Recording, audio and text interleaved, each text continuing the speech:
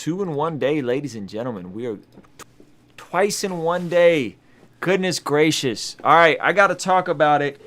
We got to talk about it. The destruction going on in Wisconsin right now, from the protests, the riots, the shootings, all the insanity, the media spin on it. I never thought we would be here. I never thought I would be here with some of these media shenanigans. And speaking of media, I got somebody who's a journalist that's going to be offering some of their insight on all that. My man Seth Tower Heard, and we're gonna do a live stream. And before we get into any of that, gotta drop the intro. Ruslan. Every time I'm with you, yo, it's something else. It's a fact, and it's nothing else. Got your hand out, you don't even need help. Ooh, I don't need nothing else. Every time I'm with you, yo, it's something else. It's a fact, and it's nothing else. Got your hand out, you don't even need help. Ooh, that's right. I don't need nothing else. That's right. King's Dream Entertainment. Hey, what's going on? It's Ruslan with KingsDreamENT.com. Thank you so much for tuning in, watching this. Hey, if you're watching this live, give this video a quick thumbs up. Let me know where you are watching this from. 2 in 1 day, man. 2 live streams in 1 day. So we're going to be talking about it. Kenosha. I think that's how you say it. Kenosha, Wisconsin. A lot of craziness that's going on here. I never thought the day that I would be agreeing more with a Ben Shapiro than I would a Trevor Noah. I never thought that day would come where I would be looking at Charlemagne the God sideways and being like, oh, this actually makes sense for these guys on the right, or making sense. I never thought of that day, and I think it's important because this is a multi-layered conversation. There's a lot of stuff that's getting spun, and so I wanted to get somebody on from the area, someone that's lived in the area, someone that got a ton of connections in the area, and someone that's a journalist and is really after the truth and not after the shenanigans. So again, if you're watching this live, man, give this video a thumbs up. Make sure you hit the subscribe button, bell notification, join notification gang, all that good stuff. And we're going to get into it. So without any further ado, ladies and gentlemen, I want to bring on a friend of mine. He is a journalist. I met him when he was working at Relevant Magazine when I was a young whippersnapper making music, and he gave me some of my earliest looks with a legitimate journalistic outlet. And so I'm grateful for him. I'm grateful to bring this full circle and have him on. Seth Tower Heard. What's up, man? How you doing, boss? Hey, man. How am I doing? It's like I've been trying to figure out how to, when we were texting about doing this, it's like, how do I just not make this just like an hour and a half of like the most depressing thing you've ever heard? So I'm going to try to keep. Well, we're definitely not going to make this an hour and a half. Okay. Well, there we go. Definitely not going to make this an hour and a half. And we definitely don't want to be depressing, but we want to be truthful. We want to be truthful. Yeah, for sure. That's important. So, how am I doing? I've only been gone a year. I lived in Kenosha for 4 years. I've been gone a year. I have been trying to get a hold of friends, get a hold of contacts, even just figure out what's still standing. My daughter was born up there. I've had played the scene in my head a lot that like I'm going to take her back up there. My wife and I, we're going to go back up there. We're going to probably be able to show her pictures of stuff that we had her at when she was a baby that's torched that'll never be back.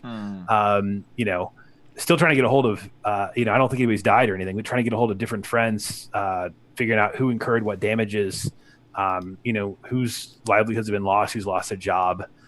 Honestly, I thought about like, do I even need to be doing this? Should I just try to get, I'm a journalist, come from the business world. I do have 2 earned master's degrees, one in business, one in political theory, with my thesis work being in the economic turnaround of regions. So I got a lot to say here. And if you disagree with me, I'm not a complete dolt. It's just that we probably don't come to the same conclusion. The reason I didn't say, let's either have somebody from Kenosha on, or I'm just going to skip this, you go talk to somebody from Kenosha. Dude, they're scared. I mean, this is still going on. I would not want to put somebody on that's living in town right now unless they could get out of town because people are getting doxxed, and I don't want Sean King's Twitter account to get a hold of him, honestly. Yeah, man. And the bummer part, bro, is me and Sean follow each other on Instagram, and we've been very friendly over DMs. And again, I never thought that I would be sitting here so disappointed in the way some of this stuff is being covered, just from the footage, just like the footage not being shown, right? And I've had some, you saw some of my Twitter exchanges earlier. I did a live stream about it yesterday. If you guys don't know what's going on, there was a gentleman named Jacob Blake who was shot by police a couple days ago. This has caused massive rioting and protests, which protested a trend of rioting. And the day before yesterday, there was a shooting where a gentleman named Kyle Rittenhouse drove across state lines with a militia group, AR-15 that it looks like legally he wasn't supposed to have. That situation escalated. 2 people got shot. The footage, by all accounts, looks like it was in self-defense, even though he should not have had that firearm. An AR-15, he's 17, he didn't have no business with that gun. It looks like it was self-defense, and everybody is covering this, not this extreme, but almost as extreme as white supremacist opens fire and shoots protesters. And if anybody that takes the time to look at it, that just is just what's not happened. And it's unfortunate because this kid's gonna go, he's not a kid, he's 17, he's a young adult, gonna go to jail for a very long time. 2 people have lost their lives. 1 person lost a big chunk of his arm. They're saying he's gonna lose his arm. It is a hot mess. And you, Seth, are connected with the community on the ground. You know a lot of the people on the ground. You know the mayor personally. What is your take in terms of what's happened? Because we want to be truthful. We're doing our best not to spin any of it. We don't know everything. We only know what we know. I only know what the footage shows. Seth knows a little bit more because he's a bit more connected on the ground. What's going on, man? So I'm going to just go ahead and start with the initial incident, and then if we can, jump up to the shooting where 3 individuals died. The initial incident and maybe the tone of the, of the area in general. You almost need to know that Kenosha's kind of had 4 chapters. So the first chapter it was a rich kind of weekend town for the mafia in the 1920s. And then the second chapter was that, do you remember I know that you didn't spend your whole childhood here, but the Rambler or the Gremlin, kind of famously bad cars in American culture, like in the 70s and stuff. You've never heard of those? No. Nope. Okay. American Motor Company was headquartered in Kenosha. So like another Ford, Chrysler, General Motors. Okay. They went out of business. And so think about kind of a mini Detroit type of depression. Okay. And then, Chrysler came in. And, they started to get some jobs back. Chrysler in 2008, and I had conversations with the mayor about this. They took all this taxpayer money. They then closed some factories, which I understand. But they abandoned their facility in Kenosha and left the city holding the bill for tens, if not hundreds of millions of dollars for cleanup. So what happens there is it's so bad that you got to get that factory fixed. And that means you don't have money for other things to help your citizens, to bring in other jobs, et cetera. So boom. The country is in the worst state since the Great Depression economically, and Kenosha's in even worse shape than that because all their money's got to go to this garbage, right? So then the city gets a boost because it's basically a mile over the border into Wisconsin, and it's kind of a commuter town both ways, Chicago and Milwaukee. Those 2 cities are themselves very close together, by the way. So you can drive a half hour. How far is Kenosha from Milwaukee? How far is it from Chicago? Okay, so I lived there and worked downtown. Okay. So, about 50 minutes, more or less, depending on the, trains driving. 50 minutes from downtown Chicago. Yeah, and it's about 30 minutes, 25, 30 minutes, depending on when you go to downtown Milwaukee. Okay. It's also its own metro area. It's got some, corporate headquarters like Snap-on Tools, if you're familiar with that, Jockey Underwear. But because Illinois' taxes were going up, people were moving across the border, and they were, taking the train. Beautiful downtown area, lakefront, super cheap. That's why we moved there. So it's a fight, though. It's just getting back. And whenever like new things come into an area, people that are most vulnerable do better because wages go up. You're able to, God willing, see people move from poverty to middle class. And it has been a fight for the city to get back to a good spot. And 12 years of fighting and good things, fighting against the tide, good things happening. They built out kind of their tourist area again, beautiful harbor, boats, just feels like a cool vacation town in the summer. And in the last 3 days, that has all utterly been destroyed. This may be the worst hit that the city has ever taken.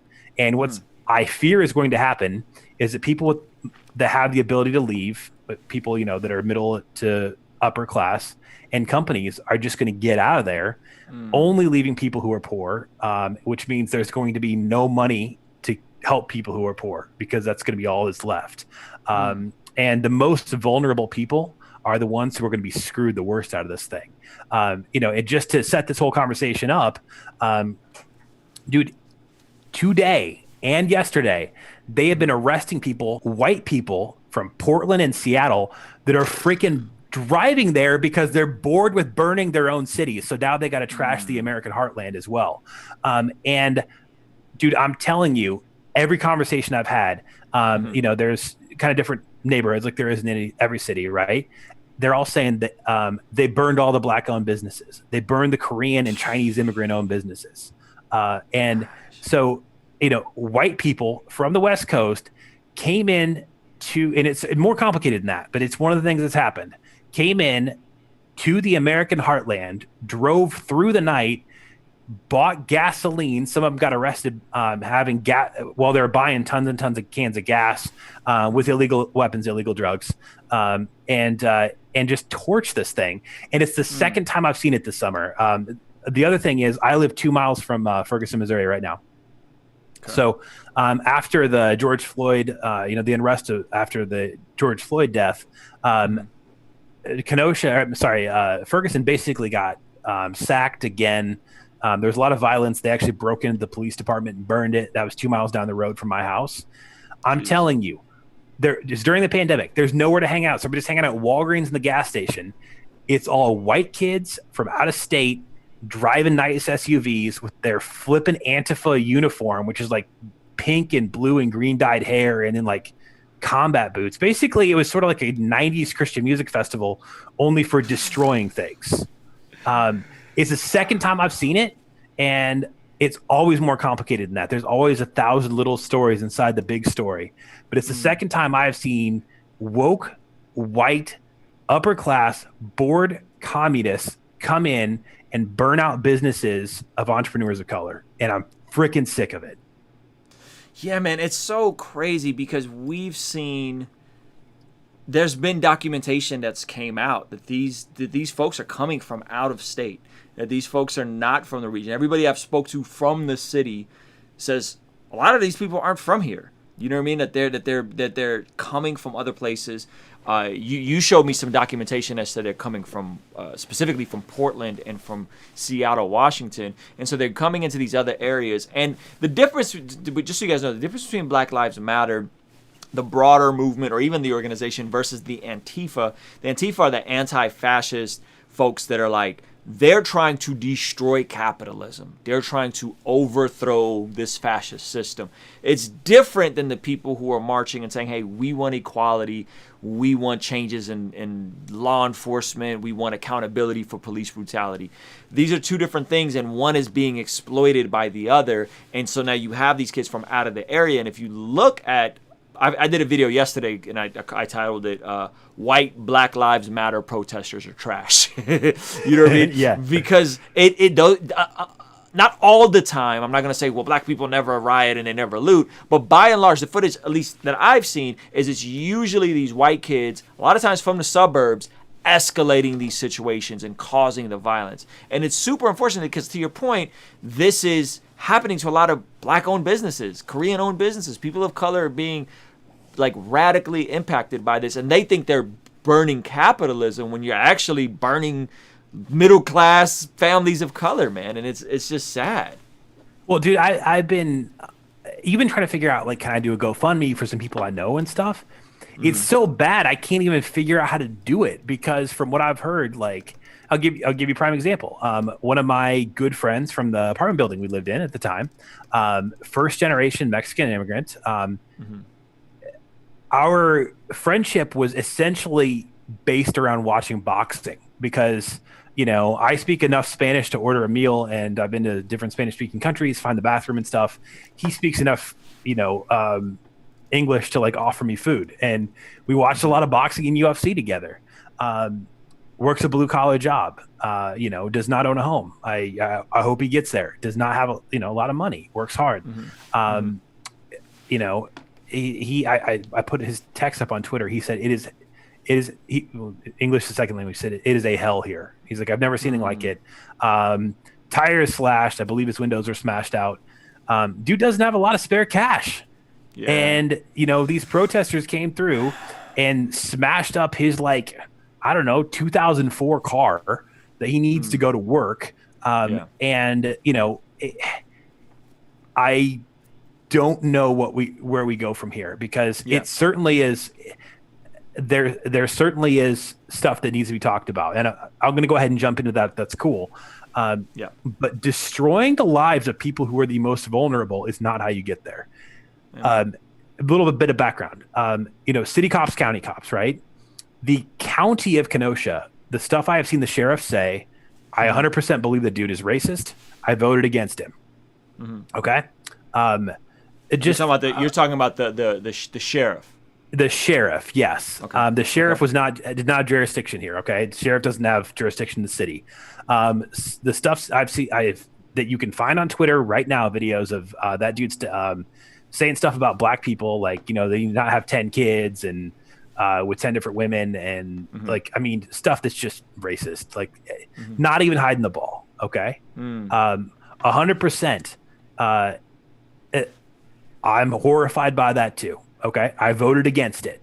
I volunteered in town. Part of what kind of got me so into that community, I was able to raise 5 figures of donations for a nonprofit boxing gym that trains poor kids for free. Took, kind of one of our kind of shining athletes was a kid who became the first member of his extended family to finish 8th grade, finish high school. If there's ever an Olympics again, he's going to go. He's actually in college to be a police officer. Okay. Minority kid. I don't want to give too many details about it in case he doesn't want his story talked about, but there you go. I do all this stuff. I still cannot get a hold of anybody to find out if the gym is standing. So all that equipment for these kids to work on, that I went out there, hustled, and also held pads, helped physically around the gym and stuff to get these kids ready for competition. I don't know if it's there. I don't know. This is all happening so fast, and so what. And I don't even know people coming in. I don't think they've done their research and said, well, you got some sheriff issues, et cetera. I don't. I think they are there to burn things. I think they're not even from the state of Wisconsin. And I don't think they care. I think they are people who think that they're going to get some sort of communist utopia, and they are not going to get it. They're just going to make people poorer. They're just going to make people's lives worse. And maybe they're going to start killing people along the way. I don't know. Yeah, let's get. I come from communists, the former Soviet Union. I grew up in communism. No good, guys. Tell you right now. I don't care if you think that's a great political model. Socialism doesn't work. Never worked. These Antifa folks, they haven't thought it through because it hasn't worked. So this isn't something that is smart. And it's problematic because when that ideology fuels how you protest, then it's not about protesting peacefully. Then it becomes about destroying private property because you think private property is symbolic of capitalism. So in your mind, it's justified that you tear that, dude living on the verge of poverty, at the poverty line, you rip his, you break his windows, you put holes in his tires. You think that you're destroying capitalism. You're actually destroying somebody's vehicle that they use to get to work. Not good. This is bad stuff. Let's get into, Seth, what's been happening the last few days. I don't know if you want to get into the Jacob Blake situation. Go ahead. Okay. So let's start right there. Because, there are some of the, of these cases involving, the police and going on the spectrum from a disputed incident where somebody died to outright murder. And I understand more, kind of the rage at situations like George Floyd, how that pops off into violence. In this situation, within 48 hours, had a little bit more come out, I don't think we would have seen what had happened. I do not know what was justified, what was not justified here. I think that we can get to a world where, Jocko Willink, who's been on Joe Rogan and stuff, if you followed him, he's talked a lot about doing advanced training on not getting into situations like this. I think it was preventable. That being said, you got a guy that is, there's a warrant out for his arrest for a sex crime. He is doing something to a woman that made her call the police on him.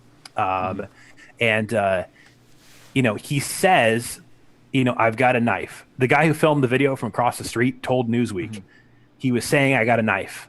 He then, they try to tase him. He goes past three cops with their guns drawn. I don't know. We're talking about seconds. In those seconds, was there another way to restrain him? I don't know, because you've also got a situation where you can't do chokeholds now, which I understand, etc. I do not know. There was a knife in the vehicle, and the guy that filmed the original video that kicked this whole thing off said that he heard the police say, "Drop the knife." I can tell you, as somebody who's moderately right-leaning, pretty centrist, and just so you know, because I've already, by other journalists, I've been called QAnon. I've been called a right-wing troll already. I've interviewed Barack Obama. I have a member of the Obama administration's, obviously doesn't work there anymore. It's not the Obama administration anymore. I have a former staffer's cell phone in my phone. This idea that I'm some sort of right-wing troll or spinning this thing or something like that, the evidence does not back it up.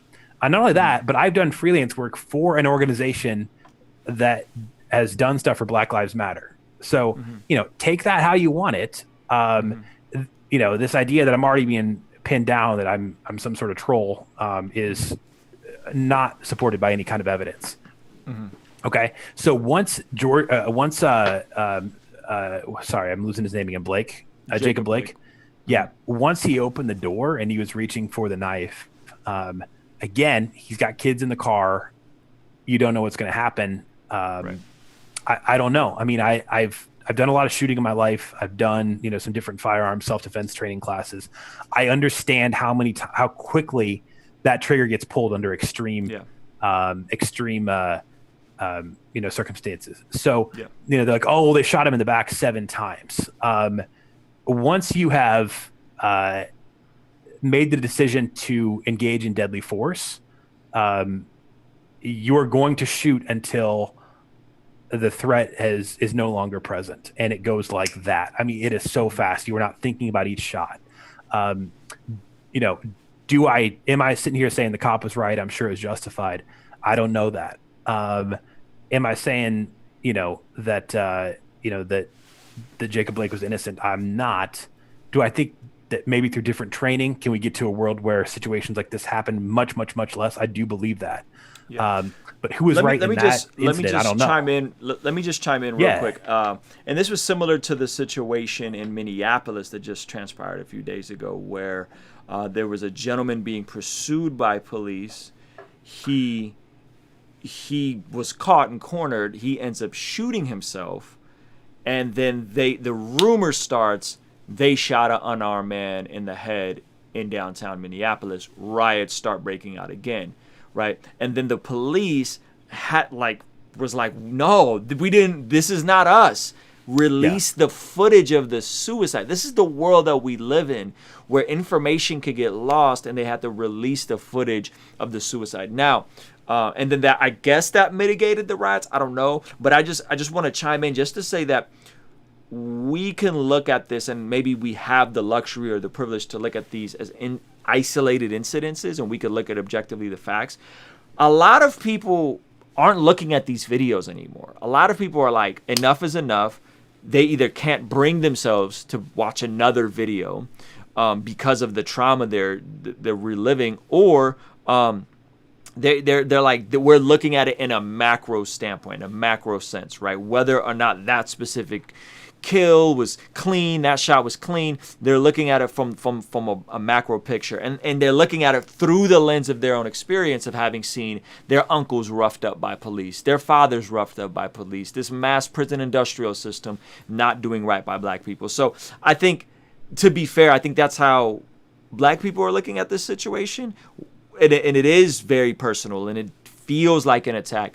And I think people on the other side or whatever, they're looking at the minutia of the details. Well, did he reach for something? Well, where was the knife? Was it on the passenger side? Was it on his side? Did they tell him to freeze? Did they take, right? And it's like, that's not how my wife is black. I don't know if you know that. My wife's black. She's not looking at it like that. You know what I mean? She's not looking at it like that. But I think the problematic side is, we could look at that situation and we could be like, gosh, I think that could have been handled better. I don't know how. I am not a police officer. I don't have all the answers. I think that could have been diffused. I think that could have been, to Jocko's point, like, guys, watch that whole bit of Jocko on the Joe Rogan, and the way he talks about policing overseas in terms of how they go into hostile territories. They go into these hostile territories and they have to establish rapport with the communities. And they said, we spend, I think he said 20% of the time is consistently spent training and retraining and training all the time. They're doing these simulations. And his points were like, we have to bring this stuff here to how we deal with police here. So they're not rolling up with all this aggression and all this flexing, that they are taking an approach where it's more diplomatic. They're building rapport, right? And so that whole thing that Jocko talked about is very, very, very brilliant in terms of the training. So I do think it could have been handled better. I don't know the particulars. I don't know what I would have done in that situation. Maybe I would have just let the guy drive away. Maybe I would have let him reach for the weapon and then shot. I don't know what I would have done, right? So I think we have to be empathetic to that black people are not looking at these about the specific facts, while at the same time saying, okay, gosh, this case is muddy. This is not necessarily a clean, open and shut George Floyd. He didn't need to die. Why was he on his neck for 8 minutes? The guy screaming for it. Like, this is not that. This is not Ahmaud Arbery. This is a bit more convoluted. The cops were called on him. There is a 911. He did have warrants out for his arrest. He did say he had a knife, right? This is and so, yeah, man. So I think it's tough, because this isn't black and white. There is a lot of nuance to these situations. So I don't know if you want to chime in or if you want to move on and another, to what happened and I tell you what, Mike, because your second one, the two things I want to hit on is, I want to hit on this the shooting, and then I want to hit on the long-term economic impact, because I think there's some pretty strong correlations to what happened in Chicago in the 1960s and how we can still see the results of that today. So, I do want to say, dude, there's my water. Sorry, I'm drinking a lot of water during this to keep my voice going through the day. It's 10 o'clock in St. Louis right now. I do want you to keep in mind, whatever you think of this, that these officers knew that they knew they were responding to somebody who had a felony warrant out for his arrest. They knew there were children in the vehicle that could be in danger. You've got to keep all that in mind. I don't want to make a call here, except to say that I feel like if we would have gotten this info 48 hours sooner, we would not have had the riots.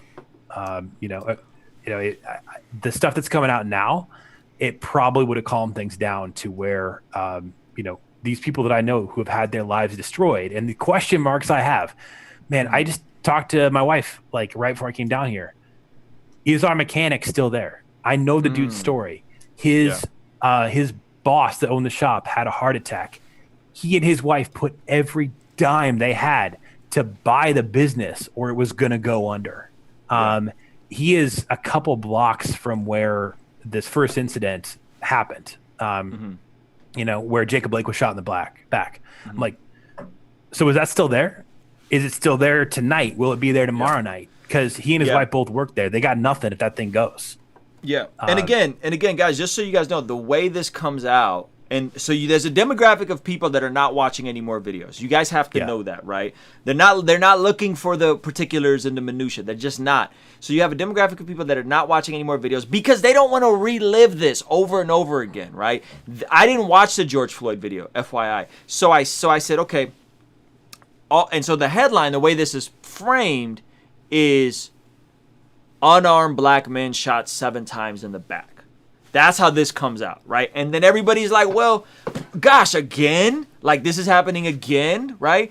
And so that was the initial response without all these details that came out after the fact. That I think somebody was negligent across the board that you didn't. I don't know if they were trying to not put the information out. Somebody dropped the ball on this, whether it was a sheriff or whoever. And so you refrain from telling people what happened. And then you create this hostile environment because it does look like another George Floyd without all the variables. And then you have these opportunistic groups coming in from Seattle, coming in from Portland, these Antifa groups that are just there to wreak havoc, man. Yeah. Let's go ahead and shift gears then to this the second incident that's the big story. Man, you might tell me this kid's name. I get up early. It's pretty late here. Kyle Rittenhouse. Kyle Rittenhouse. Okay. So just the way this is being framed, they're acting like he came in like, the mainstream media is ignoring the fact that the Kenosha Police Department is putting out press releases about, people coming in from Portland and Seattle to burn. They're then acting like a kid who grew up in the Kenosha metro, drove across state lines. Okay. Yeah. Antioch, Illinois, it's a pretty small town, kind of to go to the doctor, to go to the hospital, to go to your bigger stores. You're going to drive over to Kenosha, the 4th biggest city in the state of Wisconsin, right? Mm-hmm.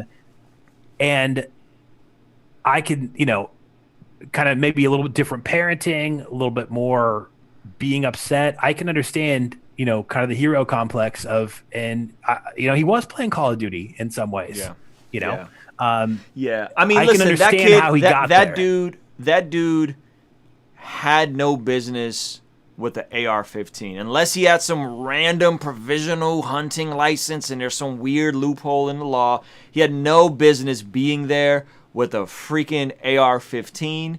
I don't know why his mom would drive him to a protest like that.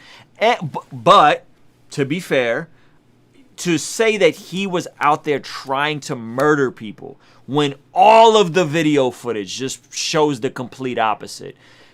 All the footage shows him sitting there administering first aid with a first aid kit, with first aid gloves, saying, "I'm willing to go." And the militia group that was there said, "Hey, we're here to just make sure nothing happens. We're here to protect the protesters. We're here." And they literally say, all lives can't matter until Black lives matter. There's a clip of that. I did a whole reaction video of that. So the way this is being framed is white supremacist opens fire. This kid is not a hero in my opinion. So I don't think we need to heroize him, and I definitely don't think we need to vilify him, because whenever you do one of the extremes, this is how people get red pilled. This right here. It's like it's like no one's looking at the facts, and so then the people that are talking about the facts, like, again, I never would have thought I'd be like, wow, Ben Shapiro is accurate in his whole thing about this. Goodness gracious, I can't believe I'm disagreeing with Trevor Noah on this. I can't believe I'm disagreeing with Charlemagne the God, and I'm agreeing because of just the way the media is framing this. Well, he shot 3 people. Okay, we know that. I'm going to deal with each one of them individually. Okay. And how it's being covered. So the first one, I forget the guy's name. But he was a convicted child molester. Okay. Mm-hmm. So we have a convicted child molester at a riot. Okay. He got shot in the head and died. Dude, I'm sorry, but play stupid games, win stupid prizes. Out of all, I'm a Christian, blah, blah, blah. Every life is precious to God. Sure. I mean, I believe that's true. As far as what I've got time or emotional capacity to care about right now, when people who, people I know whose lives have been destroyed, I just cannot bring myself to have a lot of like emotion about the fact that there is a dead child rapist in the street. Yeah. Oh well. Let's back up. Did you see the footage? Did you see the entire? So that's the only one. Well, I wanted to deal with each one individually. Okay. I don't know what happened there. I saw, they were trying to administer first aid. I don't know if the kid that shot him was trying to administer first aid. No, but he was second not. two, he was not. Okay, it was somebody else. Okay. So let's back up. So let's Yeah. let's just cover that. So one. There's a part where they're a couple blocks away. Somehow there's tension brewing. The first victim is saying, "Shoot me, N-word." Right? White guy. Yeah. White guy with a bald head. Basically, shoot me, N-word. Shoot me. Now, he was the child molester. Yeah, he was the convicted child molester. Yeah. Yes. So prior to this, the guy Kyle Rittenhouse, the shooter in the situation, he said, "I'm just there doing first aid." He's he got pepper sprayed. Da da da. So one, that's that. Then the second clip, something happens. We don't know what. But that guy that's saying, "Shoot me, N-word," is chasing Kyle Rittenhouse, right? He's chasing him and throwing something at him. It wasn't a Molotov cocktail, but it was something, some kind of liquid stuff, right? He's throwing something at him. I have not seen that. Then he tramples him. He gets into close quarters with him, and then that's when he gets shot in the head. Kyle Rittenhouse then kind of stumbles around, gets up. A journalist actually comes over and starts administering first aid. Kyle Rittenhouse calls what appears to be 911 and says, "I just killed a guy. I just killed a guy. I can't believe it." He's then running from the scene to what appears to be police custody, and then that's when the second attack happens. Okay, and that's what I wanted to speak about. So the second attack was a guy hit him over the head with a skateboard. And they're like, "Oh, well, it was just a skateboarder against a dude with a rifle." First of all, what are you doing if you know that this kid just shot somebody? What are you doing going in there? You're taking your life in your hands. Yeah, I think you could argue that they were being courageous and they were chasing somebody who they thought was an active shooter. That's the that would be the logic. Okay, It was like, cool. these guys are courageous. They're going after somebody who they think is an active shooter. Because again, maybe they didn't know. Maybe they didn't know he was getting chased, and he responds with using lethal force because he gets knocked over. They don't know. So I think that's the part where the second two were like, wow, these guys. They're these heroes. I don't know. I think I would lean towards the fact. If there's an open shooter, I don't know if I'm chasing that guy. You know what I'm saying? One of the guys is chasing him with a skateboard, the other guy's chasing him with a Glock. Yep. And I'll be pretty open about this. I am somebody who's had a concealed carry license in 3 states now. I've got a lot of training. I am not out there to be a hero. I have a friend from high school who died in a mass shooting in Omaha, Nebraska in 2005. Okay. The only reason I ever carry a gun, and I'm just not flashy about it. I don't usually talk about it. I don't have stickers on my car. Like, I don't wear the t-shirts, you know what I mean? Is because I want to go home to my family and I want to make sure my family's protected. If something violent is happening, we are leaving. I am not a soldier. I am not a police officer. We are running away, and the only reason I'm carrying that gun is for if there is no other option except for myself or someone in my immediate vicinity is going to die if I do not take action. I'm not going to chase after somebody. Okay, the second 2 people he shot, one smashed him in the head. It's very easy to die from blunt force trauma to the head. The other one was raising a Glock to put a bullet in his head right then, and he blew the dude's arm off. I believe that guy's going to have his arm amputated. Again, when play stupid games, win stupid prizes. I actually think that we need to talk about this also in kind of in connection to the very first shooting that kicked off this whole era down in Florida. And again, I apologize. I had all these names in my head, but George Zimmerman and Trayvon Martin, right? Trayvon Martin, yep. Okay. Again, George Zimmerman shouldn't have got out of his car. He didn't need to. Trayvon Martin would still be alive. Yes. The reason that we look at it that way is because one of them was a kid with his whole life ahead of him, and one of them was an adult. Same thing here. You got a 36-year-old adult that engaged this whole thing. A 36-year-old child molester adult who got shot in the head, for attacking and jumping on a 17-year-old kid. When we weigh this, you have to understand that one of those is a teenager who, by the way, is not a white supremacist because he's Hispanic. And I don't know if you know how white supremacist clubs or whatever they are work, but I'm pretty sure you don't get in if you're Hispanic. So whatever else he isn't that. And to me, all else being equal, you got to say the adults that instigated this did not have to instigate this, and they would still be alive. Yeah, and I think that's the part where majority of people aren't looking at the footage. So it's just the narrative that's being portrayed is white supremacist or far right person opens fire on protesters. And if you look at the sequence of videos, again, I did a breakdown on it, each video breaking every single thing down. All of this can be true. He should not have been there with the AR-15, right? He shouldn't have crossed it. Like, all of that can be true. He had an illegal firearm. All of that can be true. However, he could have also acted in self-defense based on what we've seen in the footage. None of this is Lord of the Rings. Nobody's Sauron. Nobody's Frodo. It's all a lot of pretty bad things happening. I mean, from the first shots fired into Jacob Blake's back all the way up to every stage of this riots. I mean, everybody's got some kind of guilt to go around here. But, here's the piece I wanted to get here, too. I think it's pretty important, is that these rioters are going to get bored and go home, or they'll go to prison, or maybe a couple more people get killed. I don't know. I hope not. But whatever happens, people are going to go home, and this town is still going to be faced with the fact that they lost jobs they couldn't afford to lose. They lost all their momentum. They probably lost their reputation as a town for a generation. Companies will not move there. People will not want to visit because they are known as a violent town, even though they're really not, because of 3 or 4 days here. And if you want to know how that plays out over decades, go to the west side of Chicago. Actually, not right now, because you're taking your life into your own hands. I was in Chicago for 15 years of my life. The South and the West side is supposed to be the bad parts or whatever. South, there's a lot of people who don't have a lot of money. It certainly has its problems. But the South side of Chicago is a vibrant, cool place. And I may get in trouble for saying this, but the West side of Chicago is a freaking hellhole war zone. And what happened was that the riots in 1968 in Chicago torched the west side of Chicago, and it has still never come back. You still see the effects.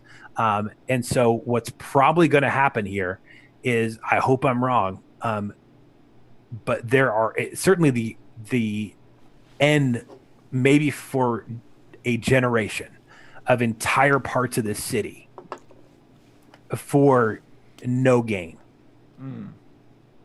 Nothing will change about policing out of this. Nothing will change as far as Americans coming together better. Poor people will not be less poor. They will be more poor. Stupid, idiot, white, communist, freaking Antifa morons will not have learned their lesson. All that's going to happen is a lot of terrible things happen to a lot of people that had nothing to do with that trigger being pulled on Jacob Blake. Yeah, man. And I think it's just so much loss across the board. You got Jacob Blake, who now has, potentially is paralyzed from the waist down.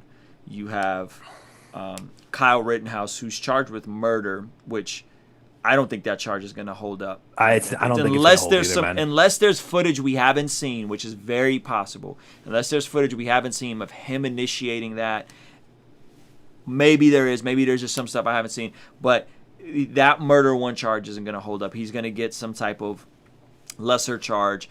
And then you have these two dudes who lost their life over something that they didn't need to lose their life from. I'm curious if they were from the area, because that would be an interesting. I didn't get enough. So I believe the first guy that we mentioned that that got shot in the head, I believe he was a local.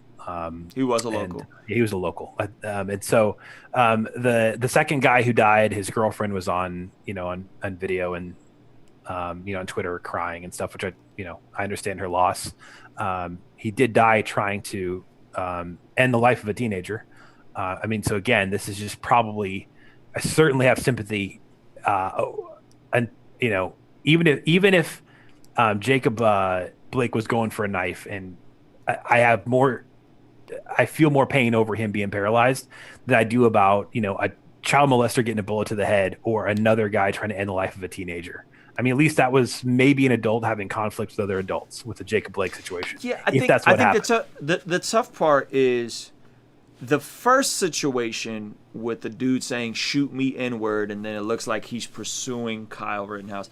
I think, yeah, that looked like clean self-defense. The second situation is you have someone who may be legitimately pursuing who he perceives to be an active shooter in poor judgment. I mean, there's a gang of poor judgment to go around for everybody in this thing, right?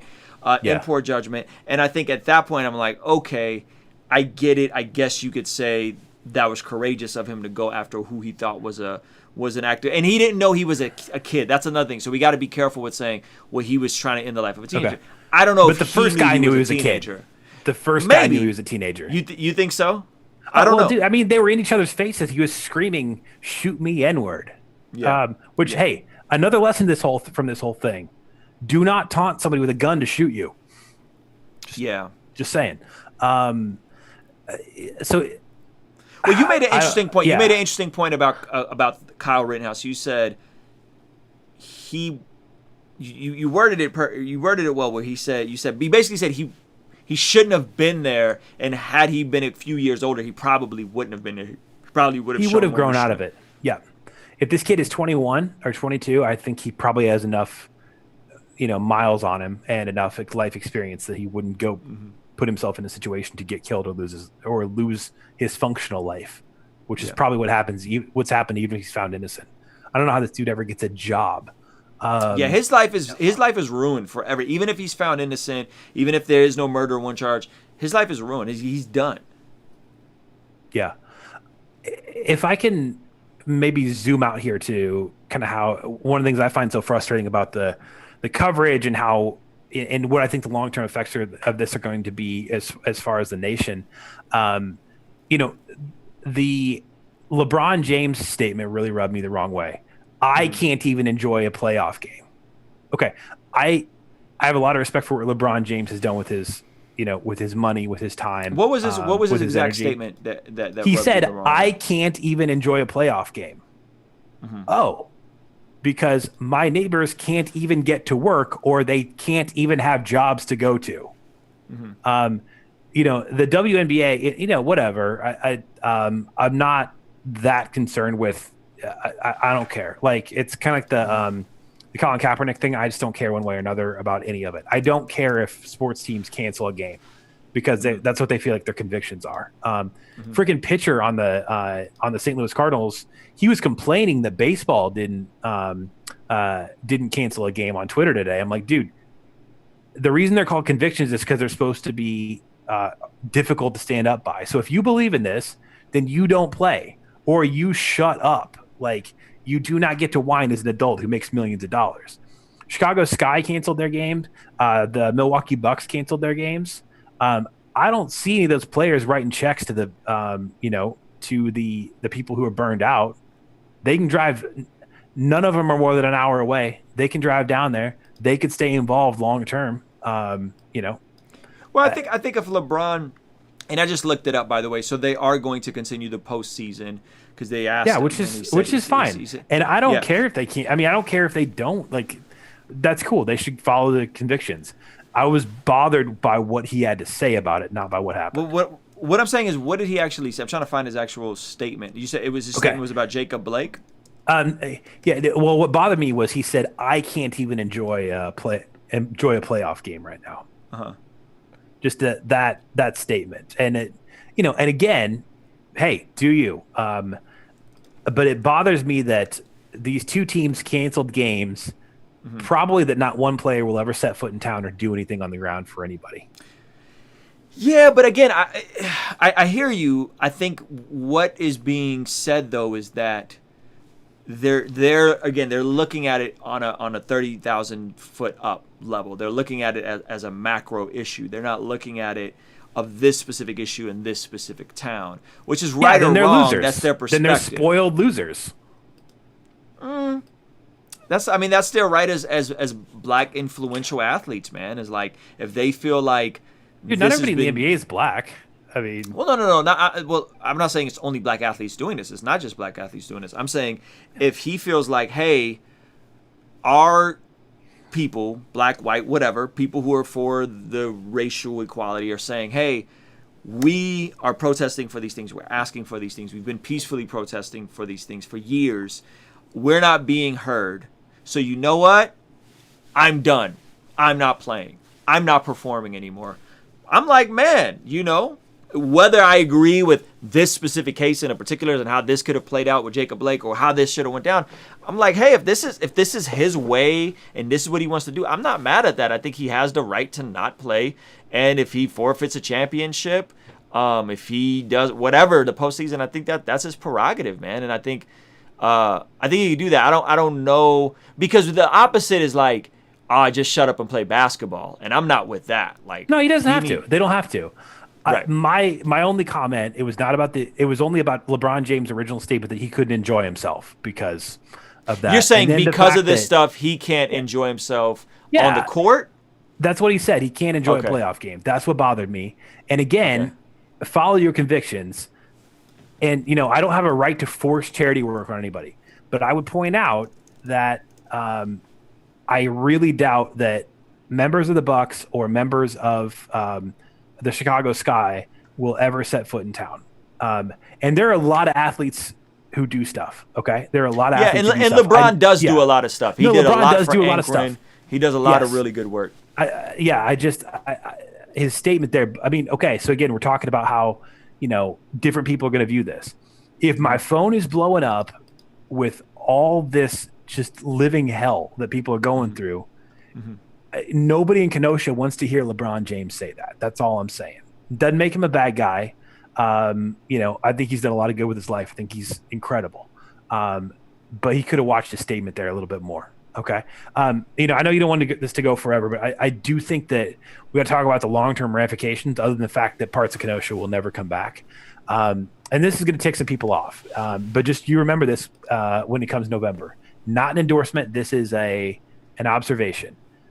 Tony Evers, who is the governor of Wisconsin, holding on sending enough troops to get the riots under control and the burning under control for 2 days was probably the biggest celebrity endorsement the Trump campaign could have hoped for.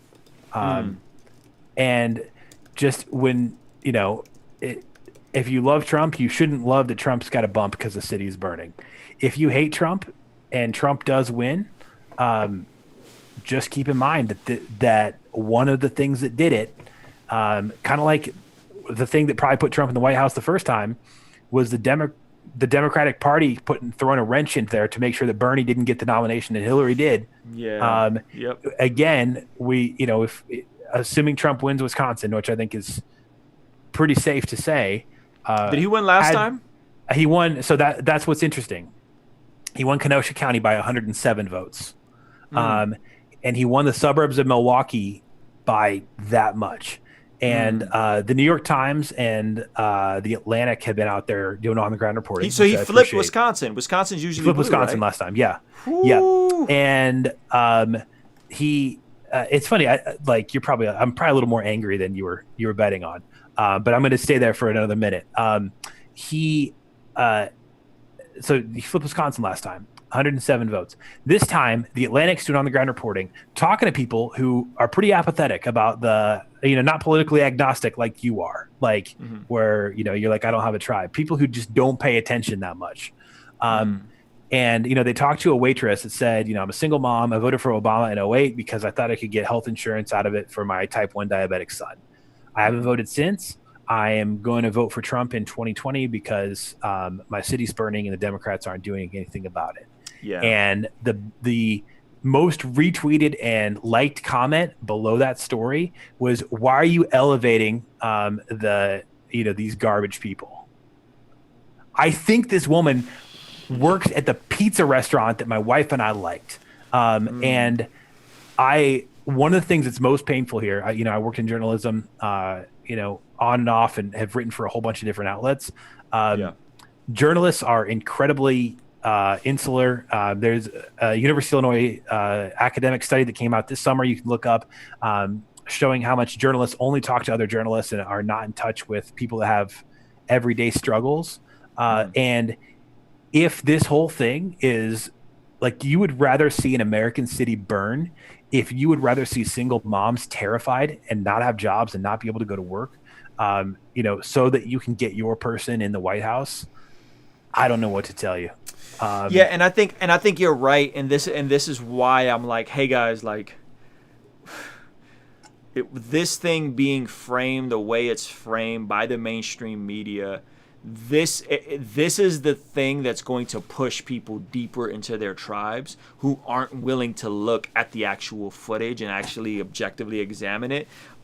Which Mowgli tweeted this. He said, "I don't want to live in a world where the center-right and far-right people have a monopoly of facts and empirical evidence."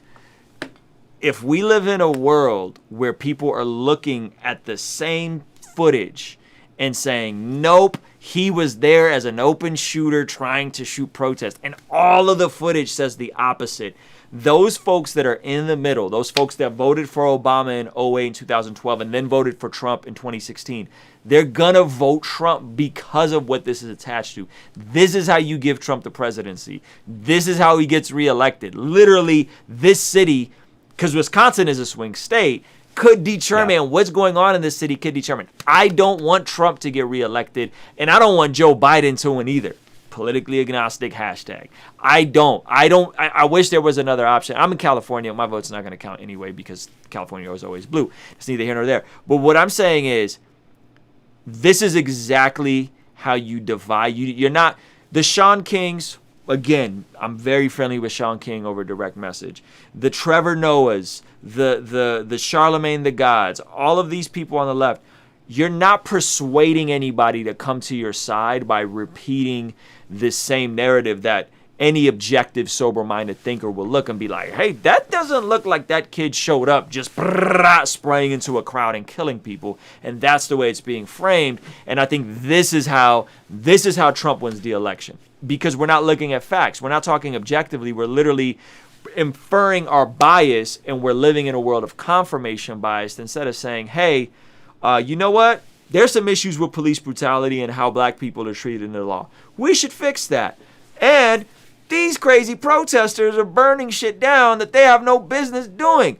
That's not okay either. Like, these things don't have to be one or the opposite. You can be for people having their Second Amendment rights and anti-racism. You could be for small government and care about poor people. You could be, right? Like, we're so polarized and it's so binary, man. And I feel like if you actually care about this election, and if Trump is really if Trump is really the guy you think is the bad guy, right? Orange man bad, and Joe Biden's your guy. This is not how you get Trump out. They did this before with Hillary. He's a monster. That was the marketing strategy, and it backfired. And it backfired in this state of all places. And that's where, again, and kind of just, I don't want to be a person that comes out and, I'm fairly centrist. I don't want to be a person that comes out, not just this election. I don't want to be, I don't do political signs. I don't really like retweet or anything. You were down with the Andrew Yang thing, actually, which I did donate. I traditionally would call myself a Republican. I donated to his campaign because I wanted to see him stay in the race. I think he's a really good guy. I hope I get to maybe see him speak or something sometime, right? So I'll kind of spread money around, especially in the primaries, to keep what I feel like are good candidates in. But dude, I'm just calling it right now. Unless something insane happens, the fact that this has happened in a swing state probably put Trump not just for a narrow victory, but a decisive win. And I think that the far left communist... I think only way anything changes is if Biden just destroys him at the debates, which is very unlikely. I think that's very unlikely. Yeah, I cannot, I can't imagine that. But I want to land the plane on talking actually about the parallels of what's going on right now with what was going on in Kansas and Missouri during the Civil War. Because there was a separate Civil War. I'm fairly new. I've only lived in Missouri for a year, but I've got a master's degree in history. What happened was the whole bleeding Kansas thing. You familiar with this? I know that, I don't know when you got here. I don't know when you got to the United States. I don't know how much American history you got. In 1991, so I don't have so a how ton. old were you? Yeah. And dude, you're on the West Coast, so you probably didn't get some of the stuff like you would if you were in the Midwest. Bleeding Kansas, basically a mini civil war of civilians breaks out. And it's just utter hell on earth. It makes this stuff actually look kind of tame by comparison that's going on right now. John Brown, the famous abolitionist, hacked 3 guys to death who said they were slave supporters. They were not even slave owners. He took an old Scottish broadsword and, like out of saw, he cut them apart when they were alive. These people were all some of them said they were slave supporters, or Confederates or whatever. They were also dirt poor. These people did not have slaves. And for the most part, not across the board, but in the name of the Union or the Confederacy or Free State or Slave State or whatever, what happened was they just killed each other. And so one newspaper in the name of the Civil War crossed the state line. I forget which way it went, boarded up their rival newspaper, burned their staff alive, and then they could sell all the newspapers in the name of the Civil War. And what is going on right now, I think is closer to that than anything else has happened in American history. I think that there are people who are more than happy to let Kenosha burn if it fulfills their political agenda. And I think there are people who are more than happy to, on both sides, just kill somebody if they think they can get away with it. And if we do not calm down, what is going to happen is that we are going to just have domestic terrorism on domestic terrorism where people are just randomly killing people in their towns. And if you think I'm nuts for saying that, there was a riot right now in my old town. There was a riot 2 miles from my house 6 weeks ago. Look at where we are at. Yeah. Well, it's Find also some reason. It's also, I think, a worldview that I actually think is a very anti-Christ worldview. And I don't mean anti-Christ as in like these people are the antichrist. I just mean like an anti-Christian worldview. And it's a Machiavellian worldview, which goes, the ends justify the means. And it's really a mob mentality, meaning that like the mafia views a lot of the world through the ends justify the means. So if you got to whack this guy to protect the boss, it's okay, right? And so this is again to your point, both sides. The Republicans, by any means necessary, we got to get this guy elected, regardless of the crazy things he might say. On the Democratic side, by any means, we have to. This is the biggest, most important election ever. We have to get him out of office, even if it means that we're going to conjure up fake news and alternative facts, right?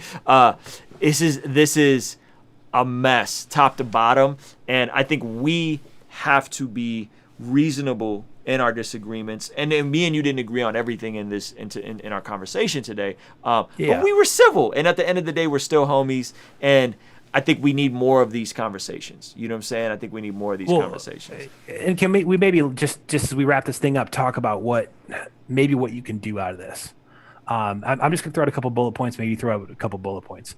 I would say that if we want a society where people do not just murder each other, I'm a Christian. I would say the first thing is, the Christian scriptures are a pretty good place to start, just even as a work of philosophy, to get your head on right, even if you don't wind up believing in them. The second thing I would say is that the classic philosophy of the ancient world, I'm talking like Greek and Roman stuff, I'm talking Chinese stuff, like those books that everybody talks about, if you sit and read that stuff, and it's hard, if you sit and read that stuff, if you read the Iliad and the Odyssey and Seneca and Marcus Aurelius and stuff like that, you will become a calmer person, and you will be able to have better conversations, and you're going to need to have really important conversations, because you and I are the only people that can influence our tiny little world of the people around us. And if a lot of people don't influence the people around them in a good way, we are going to live in a perpetual domestic terrorist state. The last thing I would say, I own guns, you own guns. Not everybody's comfortable. Not everybody should, because they got mental illness in the home, something like that. You do not need the new Xbox. You do not need the new PlayStation. You do not need Yeezys as much as you need some body armor. You can be a total vegan, pacifist, hippie kid. You can buy bulletproof plates that cover your heart and lungs for $150. Your ability to breathe and pump blood are worth it. Please consider the time that we are living in. Pray for peace, but if nothing else, make a purchase to protect your vital organs. I don't want anybody watching the video to get killed. I can't just tell you the world's going to calm down. So I would tell you to make a wise investment in your own well-being. And even if you're not going to own a gun, not everybody should. Get a security system on your apartment, your house, whatever. Maybe consider getting a dog. I hate that we're talking like that, but that's the world. And you can either think that this isn't going to happen by you like it's happened by me twice, or you can choose the best path forward to try to take care of yourself and your loved ones. And I hope you'll do that. Yeah, I would agree. I'm a new gun owner. I'm applying for my conceal and carry permit. Shout out to all you guys who leave violent death threats on my comment section. You guys are going to be the reason why I get a conceal and carry permit. Kudos to you for helping your boy out. But I think I'm with you there, man. I've definitely been taking more precautions and just doing my best to be safe. Obviously with Corona, but I think with this stuff in general, I do think that it's an election year. I do think that both sides, both political parties feel like there's a lot of stakes. I hope that things will calm down. But I'm hoping, I'm praying, I'm believing for the best. I'm happy that we're talking about some of this stuff, because we haven't really had genuine conversations about this stuff. We didn't in 2016. I tried to get police officers together. We had a little bit of success. So I'm happy that there's conversations about racism and, injustice and all these things. I think these are good conversations to have. I just hope that there's legs that come under this. And I think, whether it's Trump just being kind of flippant with some of the stuff he says regarding these issues, or whether it's being people on the left that are just kind of wilding out with how they're doing some of these protests, we would come together and move forward as a country. But at the end of the day, I'm gonna have that thing on me if I gotta have that thing on me. Don't get it twisted. Don't run up on me. Don't do it. Don't do it. I don't want the smoke. I don't want the problems. I'm not running after any active shooter. I'm sticking around for me and my family and all the folks that I'm trying to help here, man. So anyway, man, thank you guys for hanging out. Yeah. Seth, I appreciate you, man. Make sure you guys follow him on Twitter for a very interesting feed. I feel like he has a very reasonable, balanced point of view on a lot of this stuff. And I think, man, just all in all, man, love your neighbor as yourself. Seek to understand before seeking to be understood. Go get away from the us versus them mentality. If you're pushing yourself in an ideology where it's a us versus them, you're going to remain frustrated and exhaused. Can I drop a line, man? Before we wrap it? Yeah. Okay, because I was saying, people were saying you're going to do a GoFundMe and stuff. I don't know if that's my role. Because like I said, I'm not on the ground to organize how the money to be responsibly used and who it should go to and stuff. I would say start getting to know people who are vulnerable in your town, people who are angry in your town. And instead of worrying about Kenosha, why don't you worry about your town not becoming Kenosha? Amen. That's it. Amen. That's good, man. Hey, guys, thank you so much for watching. Again, hit the subscribe button, notification gang. I go live every day. This will get chopped down to a smaller video. You can follow me on Instagram. You can follow me on all the socials. If you want to, you don't have to. I usually respond to all my DMs on Instagram. Appreciate you guys, man. Give this video a like, too. There's a gang of y'all watching this live. Not enough likes. What's up with that? You know this was an edifying, encouraging conversation. You know we had some good stuff that we talked about, and hopefully this left you encouraged, empowered, inspired to pursue God's dream, man. Thank you so much. We are out of here.